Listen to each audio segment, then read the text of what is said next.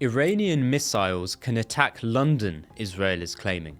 The British government has insisted it has no assessment of Iranian plans to strike London. On Thursday, though, the Defence Secretary refused to say if Iran has missiles that are actually capable of hitting Britain. According to the Prime Minister, Britain's not joining the war. But Sir Keir Starmer's insisted this numerous times. He said, "It's not our war, and it's unpopular with the public." While taking the necessary action to defend ourselves and our allies, we will not be drawn into the wider war. But in reality, Britain is being dragged deeper and deeper into the Iran conflict. Here's how. When the US-Israeli attack began, Britain refused to allow the Americans to use the joint UK-US base on Diego Garcia in the Indian Ocean to launch strikes on Iran. Government sources told us the Starmer government believed the attack had no lawful basis and joining would be against the national interest. By the way, I'm not happy with the UK either.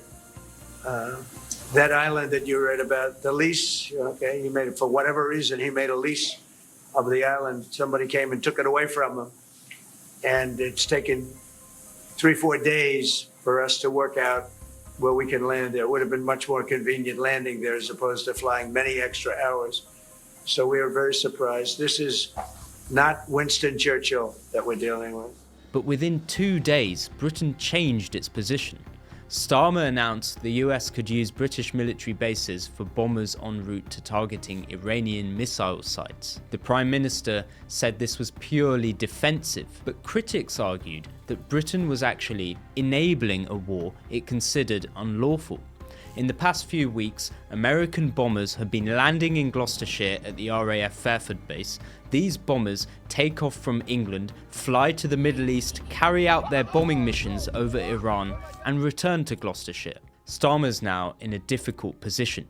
He railed against the idea of becoming more involved in the conflict. For 2 weeks, he attacked Reform leader Nigel Farage and Conservative leader Kemi Badenoch for having backed Britain joining the war. But late last week, the government did a U-turn. Starmer said Britain would allow the US to use British bases to launch strikes on Iranian sites to help protect ships in the Strait of Hormuz. Again, he said this was a defensive measure. Actually intercepting strikes to stop them hitting people and buildings, so that's defensive action. Iran disagrees.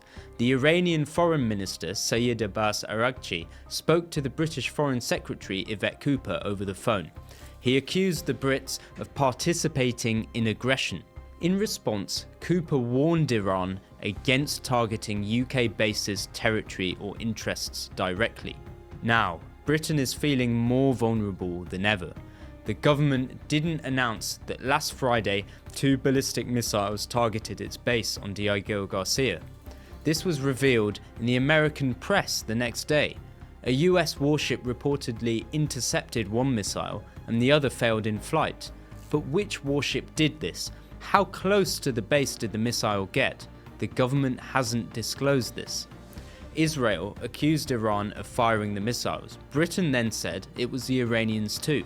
But Iran denied any involvement and called it a false flag attack, and NATO said it couldn't confirm Israel's claim. Earlier in the war, a British base in Cyprus was hit by a drone attack, but the government said the strike was believed to have originated from Lebanon, not Iran.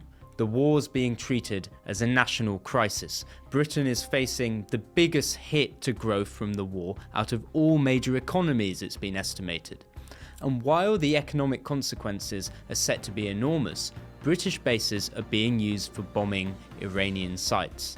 It seems increasingly difficult for Starmer to extricate Britain from what's fast becoming a truly global conflict.